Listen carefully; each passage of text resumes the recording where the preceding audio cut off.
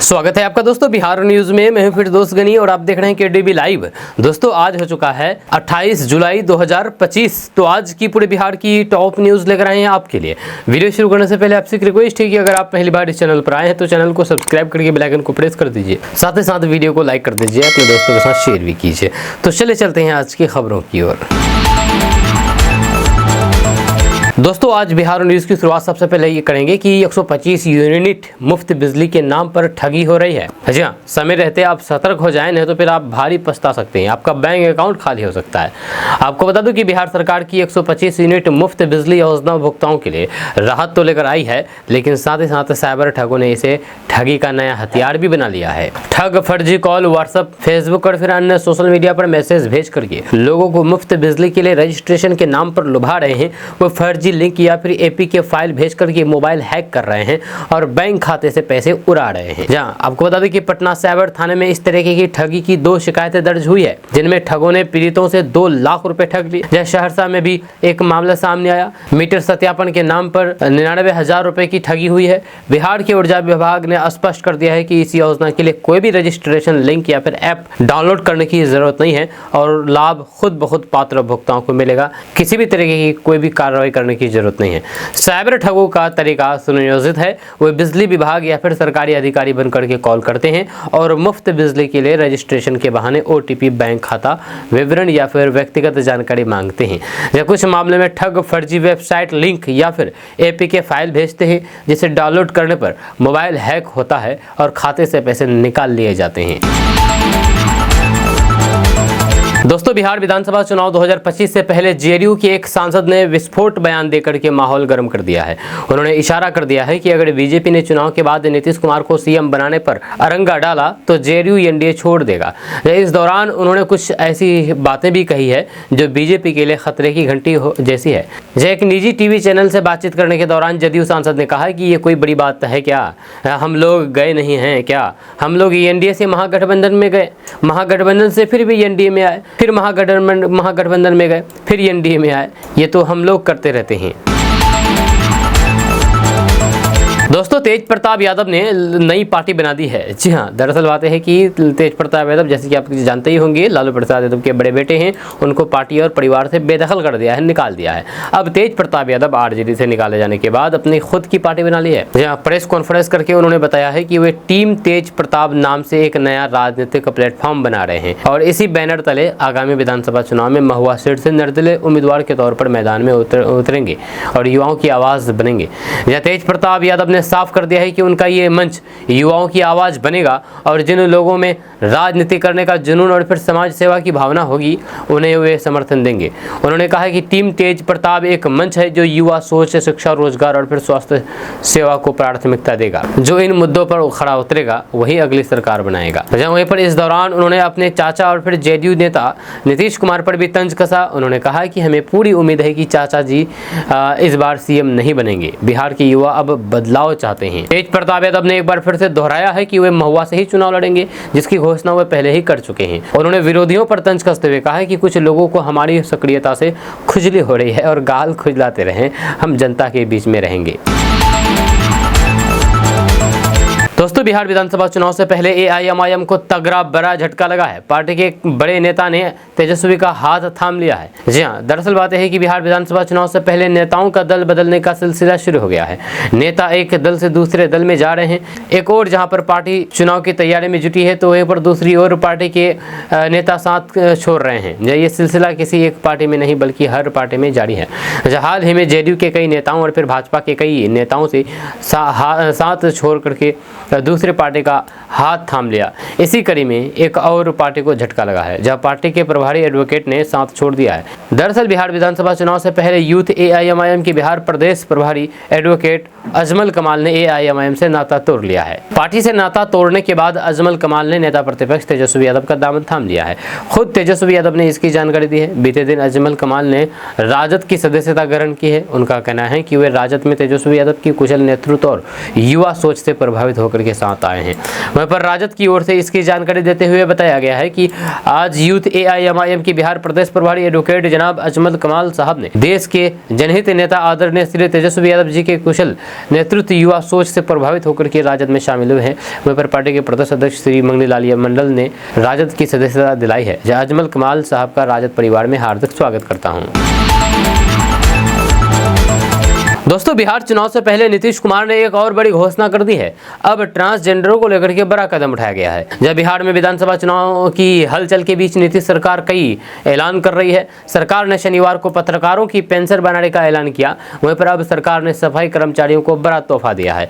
यह नीतीश सरकार ने अब ट्रांसजेंडरों को लेकर के बड़ा कदम उठाया है। अब बिहार में सफाई कर्मचारी आयोग के गठन का आदेश दिया है। बिहार में सफाई कर्मचारी चयन आयोग, इसका आदेश दे दिया है गठन करने के लिए। वहीं पर नीतीश कुमार ने रविवार को सोशल मीडिया हैंडल एक्स पर पोस्ट करके इसकी जानकारी दी है। सीएम नीतीश कुमार ने सोशल मीडिया हैंडल एक्स पर पोस्ट करते हुए कहा कि मुझे ये बताते हुए प्रसन्नता हो रही है कि बिहार राज्य में सफाई कर्मचारी के अधिकारों की एवं हितों की सुरक्षा, कल्याण, पुनर्वास, सामाजिक उत्थान, शिकायतों के निवारण और फिर विभिन्न कल्याणकारी योजनाओं की निगरानी सुनिश्चित करने के लिए मैंने बिहार राज्य सफाई कर्मचारी आयोग के गठन का विभाग को निर्देश दिया है। सीएम नीतीश कुमार ने आगे बताया है कि ये आयोग सफाई कर्मियों के हितों से संबंधित सुझाव, उनके अधिकारों की सुरक्षा के संबंध में सरकार को सुझाव देगा और फिर सफाई कार्यों में लगे लोगों से संबंधित कल्याणकारी योजनाओं की समीक्षा करके उसे लागू करवाने के लिए कार्रवाई करेगा। दोस्तों, बिहार में 2025 के चुनाव से पहले मतदाता सूची पूरा हो गया है। जी हाँ, वेरिफिकेशन प्रक्रिया पूरी हो चुकी है। 65 लाख लोगों के नाम हटाए जा सकते हैं। जब बिहार में 24 जून से 26 जुलाई 2025 तक मतदाता सूची के विशेष गहन पुनरीक्षण का पहला चरण चला है, जो अब सफलतापूर्वक संपन्न हो चुका है। इस अवधि में निर्वाचन आयोग ने सभी BLO, नगर निकायों के कर्मियों और फिर 12 मान्यता प्राप्त राष्ट्रीय एवं राज्य स्तरीय राजनीतिक दलों के प्रतिनिधियों के सहयोग से मतदाताओं के रिकॉर्ड को अद्यतन किया है। वहीं पर 7 करोड़ 90 लाख मतदाताओं में से 7 करोड़ 23 लाख मतदाताओं के फॉर्म जमा और फिर डिजिटल रूप से अपलोड किए जा चुके हैं। 65 लाख मतदाताओं के नाम हटाए जाने की रिपोर्ट BLO और फिर BLA से प्राप्त हुई है। 99.8% मतदाता इस प्रक्रिया में सम्मिलित हुए हैं। ये एक अभूतपूर्व भागीदारी दर है। इस प्रक्रिया के तहत आयोग ने मतदाता सूची से मृत, डुप्लीकेट, हस्तांतरित या फिर अपात्र मतदाताओं के नाम हटाने पर विशेष ध्यान दिया है। अब जब पहला चरण पूरा हो गया तो चुनाव आयोग ने election commission of India net window बंद कर दी है, जिसका उपयोग BLO द्वारा फॉर्म अपलोड के लिए किया जा रहा था। दोस्तों, बिहार विधानसभा चुनाव जैसे जैसे नजदीक आ रहे हैं, लालू परिवार के भीतर तनाव की खबरें भी सुर्खियों में हैं। एक और जहां पर तेज प्रताप यादव ने RJD से दूरी बनाते हुए अलग चुनाव लड़ने की घोषणा की है, वहीं दूसरी ओर तेजस्वी यादव के बदले सुर अब राजनीतिक गलियारों में चर्चा का विषय बन गए हैं। जहां तेजस्वी यादव ने एक इंटरव्यू में न सिर्फ तेज प्रताप यादव की तारीफों के पुल बांधे, बल्कि उन्हें पायलट, संत, कलाकार और बेहतरीन विधायक तक कह डाला है। इन बयानों ने राजनीतिक पंडितों को हैरान कर दिया है और अटकलें तेज कर दी है कि क्या ये बयानबाजी तेजस्वी की ओर से डैमेज कंट्रोल की कोशिश है क्या। वहीं पर तेजस्वी यादव ने एक न्यूज चैनल से बातचीत करते हुए तेज प्रताप यादव की जम करके तारीफ की है। तेजस्वी यादव ने कहा कि वे सब कर सकते हैं, वे पायलट भी हैं, बांसुरी भी अच्छा बजा लेते हैं, संत भी अच्छे हैं, विधायक भी बेहतरीन है, यह परिवार के सभी सदस्य के लिए बहुत प्रोडक्टिव है, रील भी अच्छे बनाते हैं, लोग देखते हैं और उन्हें पसंद भी करते हैं। दोस्तों, बिहार में बालू और पत्थर माफियाओं की मुश्किलें बड़ी है। जहाँ दरअसल बात यह है कि बिहार में बालू और पत्थर के अवैध खनन और परिवहन और फिर बिक्री के खिलाफ अभियान तेज किया जाएगा। इसके लिए जिला टास्क फोर्स की सक्रियता तो बढ़ेगी ही, वहीं पर वरीय अधिकारी कार्रवाई की मासिक समीक्षा भी करेंगे। इसके लिए हर माह के पहले सप्ताह में जिलाधिकारी की अध्यक्षता में बैठक होगी। इसमें संबंधित जिले में खनन से जुड़ी हुई अवैध गतिविधियों के खिलाफ कार्रवाई की समीक्षा की जाएगी। कार्रवाई के दौरान आने वाली कठिनाइयों के समाधान पर भी चर्चा होगी। दरअसल मानसून को देखते हुए 15 जून से 15 अक्टूबर तक बालू खनन पर रोक लगा दी गई है। इसके बावजूद भी बालू की अवैध बिक्री और फिर परिवहन की शिकायतें मिल रही है, जिसके बाद कार्रवाई में तेजी लाने के निर्देश दिए गए हैं। वहीं पर जानकारी के अनुसार जिला टास्क फोर्स खान एवं भूतत्व विभाग के स्थानीय पदाधिकारियों के साथ समन्वय बना करके कार्रवाई करेगी। इसकी रिपोर्ट भी विभाग को उपलब्ध कराई जाएगी। विभाग ने सभी जिलों को संवेदनशील स्थलों की पहचान करके वहां जांच और फिर छापेमारी करके नियमानुसार कार्रवाई करने का निर्देश दिया है। दोस्तों, बिहार विधानसभा चुनाव 2025 से पहले बिहार की सियासत एक बार फिर से गर्मा गई है। जेडीयू सांसद गिरधारी यादव के एक बयान ने एनडीए में दरार की अटकलों को हवा दे दी है। उन्होंने साफ तौर पर कह डाला है कि अगर बीजेपी ने चुनाव के बाद नीतीश कुमार को मुख्यमंत्री नहीं बनाया तो जेडीयू एनडीए का हाथ छोड़ने के से पीछे नहीं हटेंगी। गिरधारी यादव के इस बयान ने सियासी गलियारों में हलचल मचा दी है। यानी कि उनका कहना साफ है कि सीएम की कुर्सी पर नीतीश कुमार नहीं तो एनडीए नहीं। उन्होंने साफ तौर पर कह डाला है कि अगर बीजेपी ने चुनाव के बाद नीतीश कुमार को मुख्यमंत्री नहीं बनाया तो जेडीयू एनडीए का साथ छोड़ने से पीछे नहीं हटेगा। गिरधारी यादव के इस बयान ने सियासी गलियारों में हलचल मचा दी है। इस बयान को कांग्रेस समेत विपक्षी दलों ने तुरंत लपक लिया और बीजेपी जेडीयू गठबंधन को लेकर के सवाल उठाना शुरू कर दिया।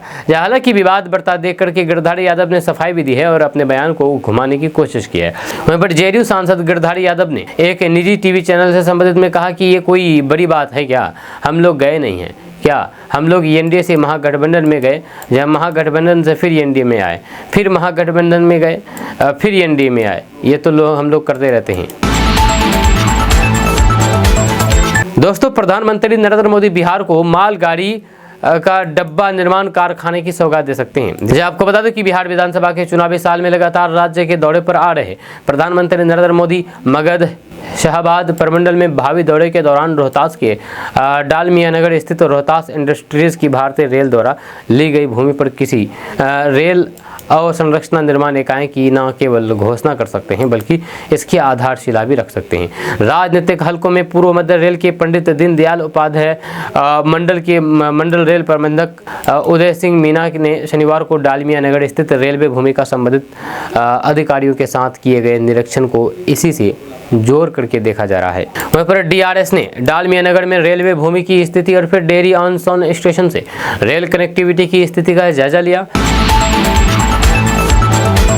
दोस्तों, बिहार में विधानसभा चुनाव को लेकर के सियासी हलचल तेज है। सभी पार्टी एक दूसरे पर हमलावर हैं। इसी बीच कैग की रिपोर्ट की ने सरकार की ओर टेंशन बढ़ा दी है। दरअसल बिहार की नीतीश सरकार ने कैग को 70,877 करोड़ रुपए की परियोजना के उपयोगिता प्रमाण पत्र प्रस्तुत नहीं किए हैं, जिसके बाद से ही विपक्ष सरकार पर 70,000 करोड़ के घोटाले का आरोप लगा रहा है।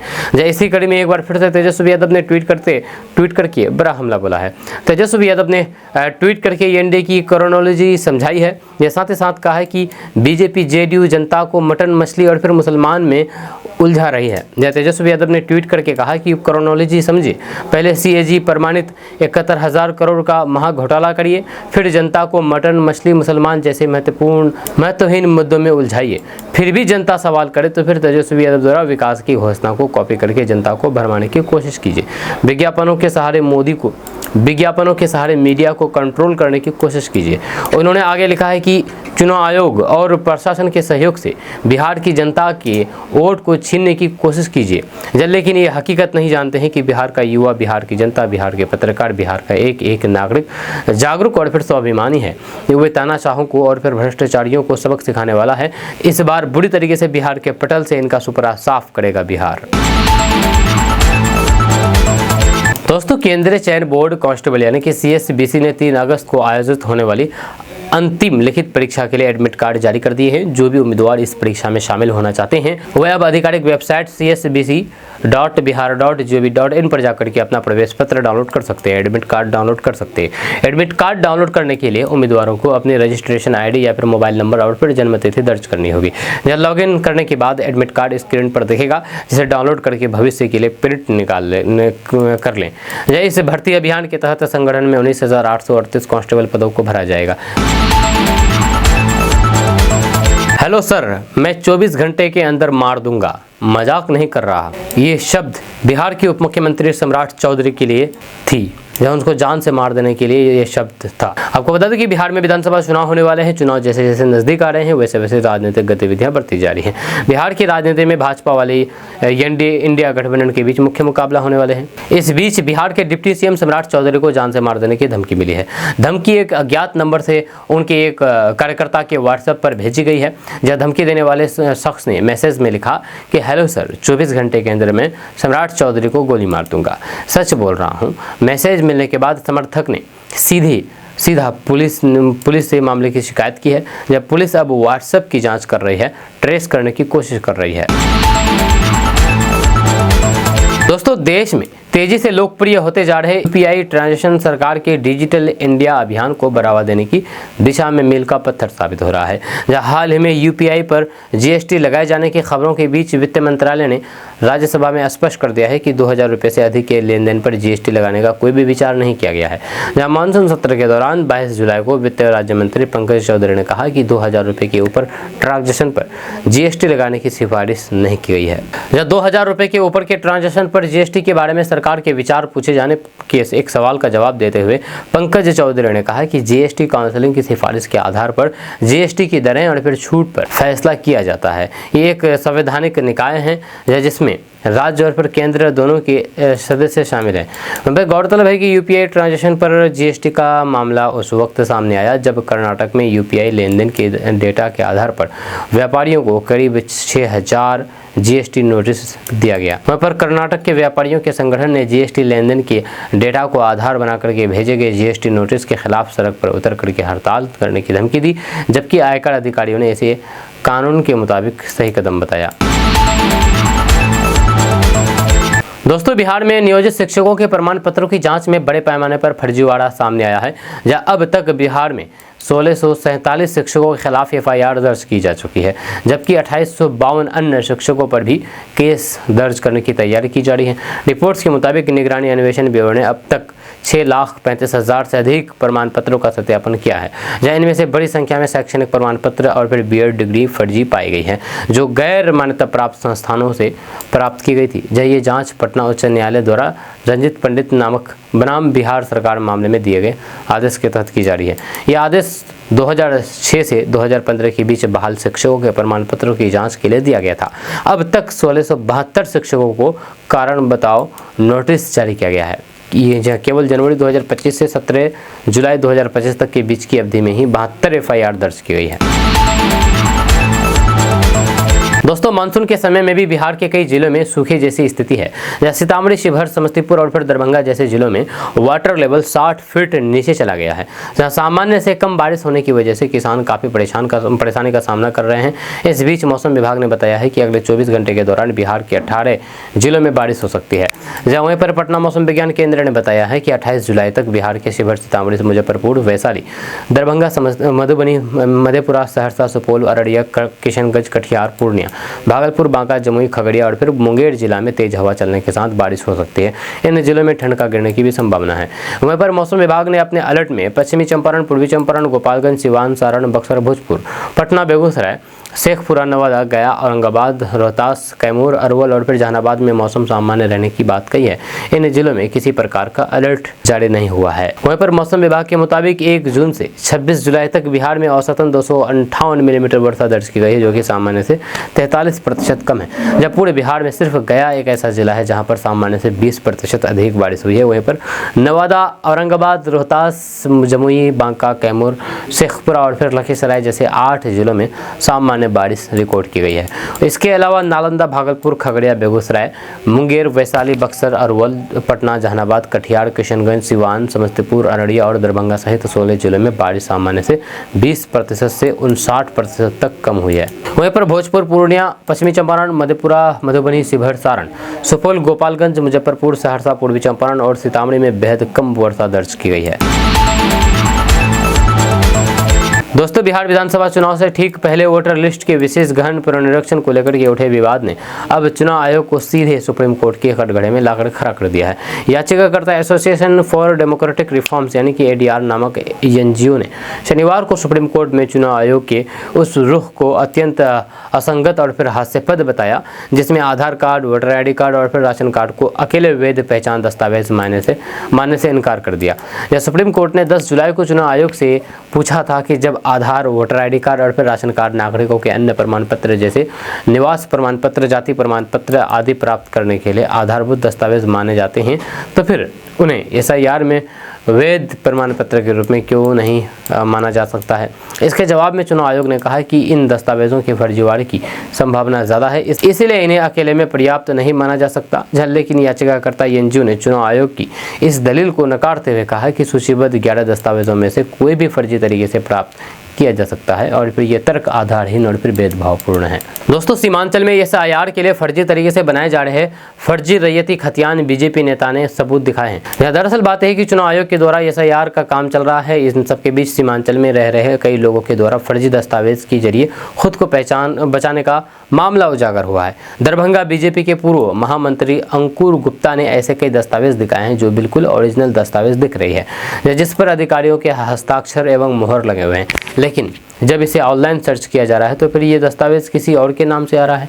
ऐसे में दरभंगा बीजेपी के पूर्व महामंत्री अंकुर गुप्ता ने ऐसे दस्तावेज की जांच करके आवश्यक कार्रवाई की मांग की है। उन्होंने राहुल गांधी एवं तेजस्वी यादव से पूछा है कि सीमांचल में 40% लोग रह रहे हैं, लेकिन वहाँ 125% दस्तावेज कैसे बन गया। उन्होंने आरोप लगाया है कि इन्हीं फर्जी दस्तावेजों के जरिए बिहार में रह रहे घुसपैठियों ने बड़े पैमाने पर अपने दस्तावेज की तैयार कर लिए हैं और राहुल गांधी और तेजस्वी यादव ऐसे घुसपैठियों को संरक्षण देने के लिए गलत बयानबाजी कर रहे हैं।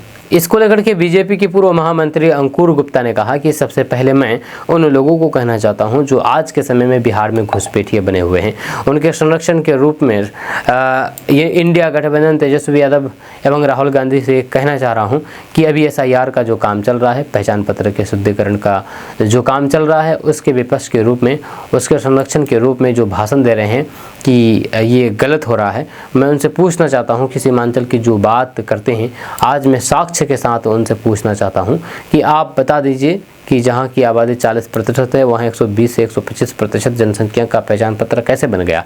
मैं उन विपक्षी के लोगों को ये साक्ष्य दिखाना चाहूँगा। ये रैयती खतियान है। दोस्तों, बिहार में विधानसभा चुनाव का बिगुल बजने से पहले ही राजनीतिक सरगर्मियां तेज हो गई है। 243 सीटों वाले बिहार विधानसभा के लिए नवंबर में चुनाव हो सकता है और फिर उससे पहले एनडीए ने अपने भीतर सीट बंटवारे को लेकर के लगभग सहमति बना ली है। जब सत्ताधारी गठबंधन एनडीए और फिर विपक्षी महागठबंधन के बीच सीधी टक्कर मानी जा रही है। एनडीए जहां पर सत्ता में वापसी की रणनीति बना रहे हैं, वहीं पर महागठबंधन इस बार बिना जेडीयू के सत्ता में आने का प्रयास कर रहा है। इस बीच भाजपा और फिर जेडीयू के बीच सीटों का प्रारंभिक बंटवारा तय हो गया है, जिसमें सहयोगी दलों को भी इस बार अधिक तवज्जो मिलने की संभावना है।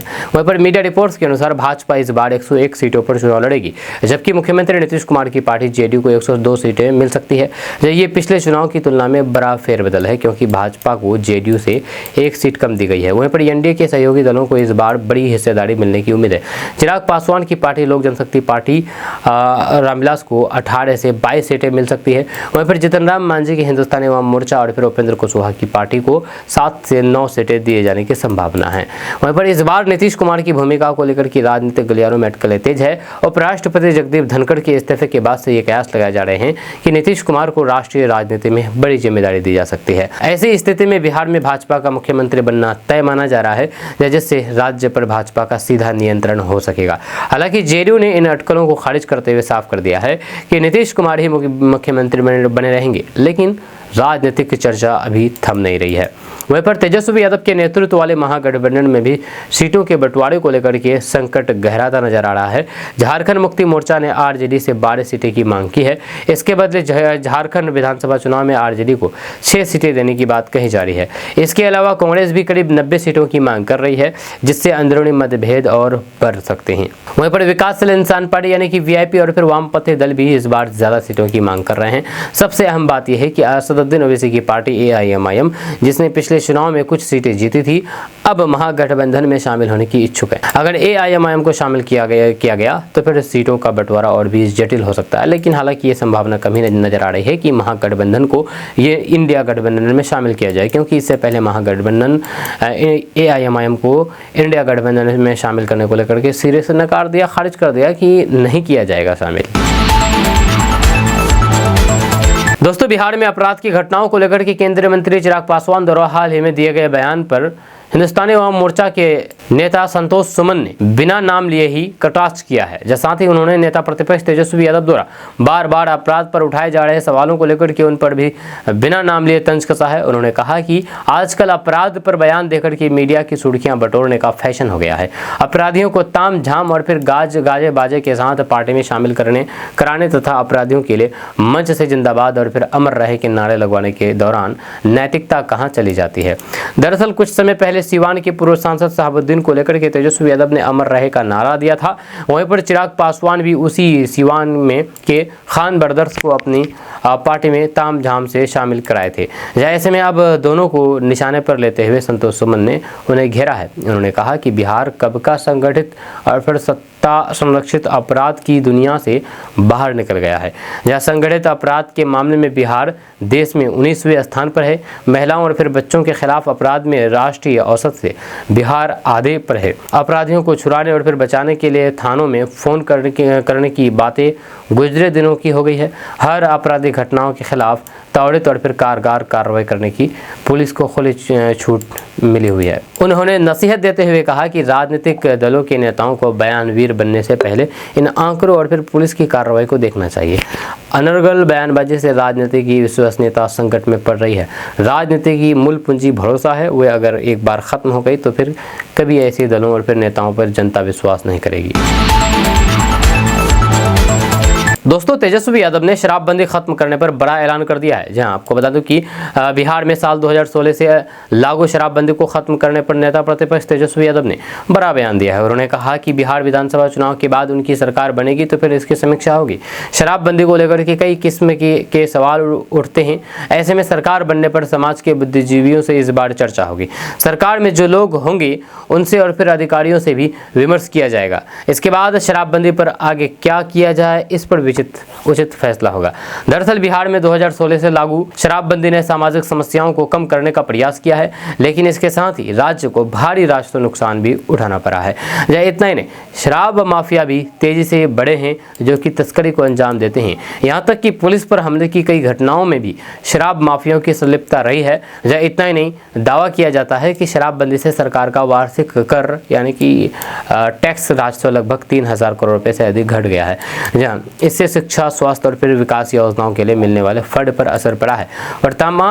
वर्तमान में शराबबंदी खत्म करने की चर्चा इसलिए हो रही है ताकि सरकार फिर से इस स्रोत से राजस्व जुटा सके और फिर अवैध शराब बिक्री को नियंत्रित किया जा सके। अब इसे लेकर के तेजस्वी यादव का ये बड़ा बयान आया है। वहीं बिहार में लगातार सामने आ रहे जघन्य अपराध के मामले पर नीतीश सरकार को आड़े हाथों लेते हुए तेजस्वी यादव ने कहा है कि नीतीश सरकार में अपराधी विजय सम्राट हो गए हैं। उनका इशारा बिहार के दोनों उप मुख्यमंत्री सम्राट चौधरी और विजय सिन्हा पर था। उन्होंने कहा कि अपराधियों पर कोई भी कार्रवाई नहीं हो रही है, अपराधी सरकार चला रहे हैं। एम्बुलेंस में लड़की के साथ गलत काम हो रहे हैं, दिन दहाड़े लोगों की जान ली जा रही है। एक हफ्ते में 100 से ज़्यादा लोगों की जान ली गई है। ऐसे में यही कहा जाएगा कि अपराधी विजय सम्राट बन चुके हैं। दोस्तों, नीतीश, तेजस्वी या बीजेपी, बिहार में चुनाव आयोग के SIR के से किसको फायदा होगा? एक सर्वे आई है। इस सर्वे में चौंकाने वाले रिजल्ट आए हैं।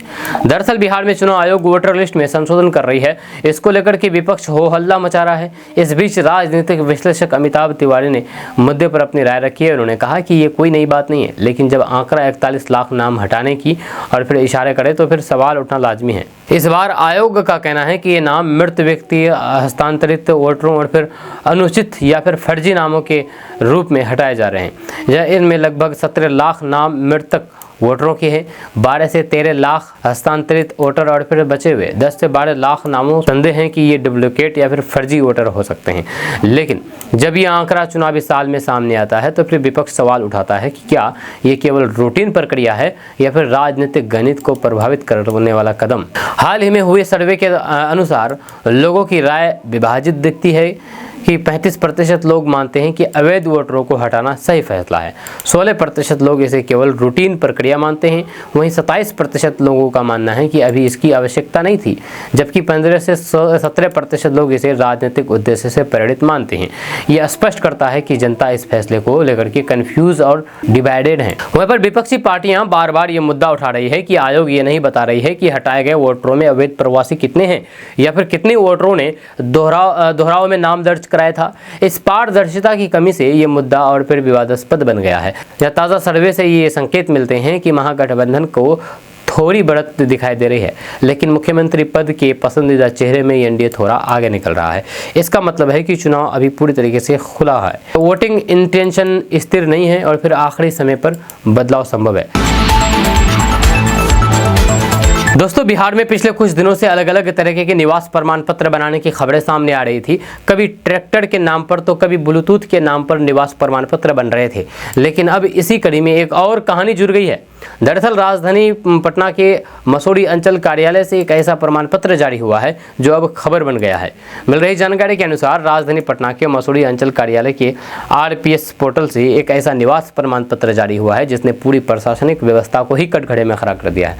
दरअसल यहाँ पर एक कुत्ते का निवास प्रमाण पत्र बना दिया गया है। डॉग, जहाँ कुत्ते का निवास प्रमाण पत्र बनाया गया है।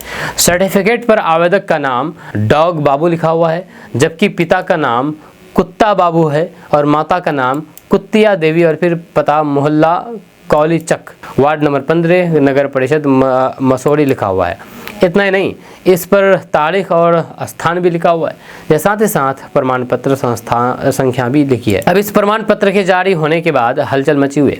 बताया जा रहा है कि दिल्ली की एक महिला के दस्तावेज से छेड़छाड़ करके इस निवास प्रमाण पत्र को बनाया गया है। वहीं पर मिल रही जानकारी के अनुसार इस निवास प्रमाण पत्र के जारी होने के बाद विभाग ने इसे गंभीरता से लिया है। इस निवास प्रमाण पत्र के जारी होने के बाद पूरे मामले की जांच का आदेश तत्काल प्रभाव से दे दिया गया है। दोस्तों, बिहार सरकार के मंत्री नीरज कुमार बबलू ने तेजस्वी यादव के चुनावी बहिष्कार मामले को लेकर के जमकर के हमला बोला है। उन्होंने कहा है कि अगर आप में दम है तो वोट का बहिष्कार कीजिए, चुनाव का बहिष्कार कीजिए, जो लोकतांत्रिक प्रक्रिया है। अगर उसका आप बहिष्कार करेंगे तो फिर जनता से बहिष्कार हो जाएंगे। नीरज कुमार बबलू ने कहा कि आपको लोकतंत्र पर भरोसा नहीं है।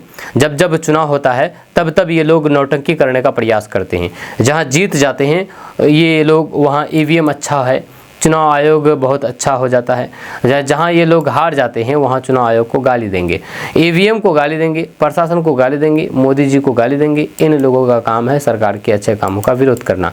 वहीं पर उन्होंने चिराग पासवान के बयान को लेकर के कहा कि इतना भी नहीं है जितना आप लोग कह रहे हैं। चिराग पासवान अपराध को लेकर के बोले हैं भाई ये NDA है, गठबंधन है, इसमें सभी लोग स्वतंत्र है अपने अपने विचार को रखने के लिए। थोड़ा मोरा कहीं गड़बड़ हो जाती है तो फिर लोग बोलते हैं चिराग पासवान NDA के पार्ट हैं और फिर NDA को मजबूत करने के लिए प्रयास करते हैं। दोस्तों, पूर्णिया के सांसद पप्पू यादव ने बड़ा बयान दे दिया है। उन्होंने चिराग पासवान को मुख्यमंत्री उम्मीदवार घोषित करने की मांग की है। जी हाँ, पप्पू यादव। आपको बता दूं कि बिहार में इस साल के आखिरी में विधानसभा चुनाव होने वाले हैं। इसको लेकर के सभी राजनीतिक दल तैयारी में जुट गए हैं। इस बीच पूर्णिया के निर्दलीय सांसद पप्पू यादव का बड़ा बयान सामने आया है। उन्होंने कहा है कि केंद्रीय मंत्री चिराग पासवान और जनसुराज पार्टी के नेता प्रशांत किशोर एक हो चुके हैं और अब प्रशांत किशोर को चिराग पासवान का नाम बतौर मुख्यमंत्री घोषित कर देना चाहिए। दरअसल चिराग पासवान पिछले काफ़ी समय से बिहार में लगातार हो रही घटनाओं को लेकर के अपनी ही सरकार पर निशाना साध रहे हैं। वह आए दिन बिहार की कानून व्यवस्था को लेकर के सवाल खड़े कर रहे हैं। वहीं प्रशांत किशोर भी लगातार हो रही घटनाओं को लेकर के प्रदेश सरकार पर हमलावर हैं। चिराग पासवान की तल्ख तेवर लगातार सुर्खियों में बने हुए हैं। दोस्तों, बिहार के ग्रामीण इलाकों की सूरत लगातार बदल रही है। मुख्यमंत्री ग्रामीण सड़क उन्नयन योजना के तहत बिहार में बड़े पैमाने पर सड़कों का निर्माण कराया जा रहा है। जब बिहार सरकार की ये पहल बिहार के सुदूर गांवों को मुख्य सड़कों से जोड़ने और फिर ग्रामीण अर्थव्यवस्था को मजबूत करने की दिशा में एक बड़ा कदम माना जा रहा है। मुख्यमंत्री ग्रामीण सड़क उन्नयन योजना के तहत अभी राज्य भर में 2944 किलोमीटर सड़कों का निर्माण और फिर होने जा रहा है। इन सड़कों की संख्या 824 है, जो इसकी प्रशासनिक स्वीकृति विभाग के स्तर से मिल चुकी है। इन सभी का निर्माण कार्य जल्द शुरू होने जा रहा है। अब तक इस योजना के तहत 445 सड़कों का निर्माण कार्य पूरा हो चुका है, जहाँ उनकी कुल लंबाई 2148 किलोमीटर है। दरअसल राज्य सरकार के स्तर से ग्रामीण बुनियादी ढांचे को मजबूत करने की दिशा में चलाई जा रही इस सड़क निर्माण योजना में से सिर्फ सड़कों का ही विकास नहीं हो रहा है, बल्कि ये गाँव की आर्थिक धड़कन, रोजगार का जरिया और फिर सामाजिक सशक्तिकरण की एक मजबूत कड़ी बन चुकी है। इन सड़कों ने हजारों गाँव की सूरत बदली है। अब हर मौसम में गाँव को निर्बाध संपर्क, बाजारों तक आसान पहुँच, स्कूलों और फिर स्वास्थ्य केंद्र तक का सरल आवागमन जैसी मूलभूत सुविधाएं प्रदान की गई है। इस योजना के कार्यान्वयन से स्थानीय स्तर पर रोजगार के हजारों अवसर उत्पन्न हुए हैं। कृषि उत्पादों को बड़ा बाजार मिला है। आसान पहुंच से ग्रामीण अर्थव्यवस्था में नकदी प्रवाह बढ़ा है और फिर ग्रामीण परिवारों की आय पर सीधा असर पड़ा है। नई सड़कों ने किसानों को अपनी फसलें अब समय पर बाजार तक पहुंचाने का रास्ता दिया है, जैसे कृषि उपज गुणवत्ता के साथ बाजारों में पहुंच रहे हैं, जैसे किसानों को उचित मूल्य मिलने लगे हैं। दोस्तों, बिहार विधानसभा चुनाव में अब कुछ ही समय बचा हुआ है। चुनाव आयोग नई मतदाता सूची बनाने में व्यस्त है। इस बीच राजनीतिक दल एक दूसरे पर तीखा हमला बोल रहे हैं। आरजेडी ने पोस्टर के माध्यम से जेडीयू और फिर बीजेपी पर निशाना साधा है। जेडीयू के कार्यालय के बाहर एक बड़ा पोस्टर लगाया गया है जिसमें मुख्यमंत्री नीतीश कुमार पर भ्रष्टाचार के आरोप लगाए गए हैं। जब पोस्टर में लिखा गया है कि पहले सृजन घोटाला हुआ और अब कैग रिपोर्ट में 70,000 करोड़ के महा घोटाले की न्यायिक जांच की मांग की गई है। इसके अलावा इसमें लिखा गया है कि ये कुल जीडीपी का 8.5% का महा घोटाला है। पोस्टर में मुख्यमंत्री नीतीश कुमार का चित्र भी शामिल है। जब पटना में कई अन्य स्थलों पर अभी नीतीश कुमार पर निशाना साधते हुए पोस्टर लगाए गए हैं। दोस्तों, बिहार में विधानसभा चुनाव की सरगर्मी के बीच बिहार में कानून व्यवस्था को लेकर के एक बार फिर से सियासत गर्मा गई है। इस बार बयानबाजी की शुरुआत की है लोक जनशक्ति पार्टी रामविलास के प्रमुख चिराग पासवान ने, जिन्होंने बिहार में बढ़ते अपराधों पर चिंता जताते हुए नीतीश सरकार को कटघरे में खड़ा कर दिया। उन्होंने यहाँ तक कह डाला है कि उन्हें दुख है कि वे ऐसी सरकार का समर्थन कर रहे हैं जहाँ पर अपराध बेकाबू हो चुका है। चिराग पासवान के इस बयान से राजनीतिक गलियारों में खलबली मच गई है।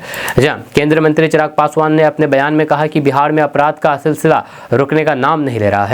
प्रशासन अपराधियों के सामने नतमस्तक हो चुका है। अपराधियों के हौसले इतने बुलंद हो चुके हैं कि आम जनता खुद को असुरक्षित महसूस कर रही है। अगर सरकार ने समय रहते ठोस कदम नहीं उठाया तो फिर हालात और भी भयावह हो सकती है।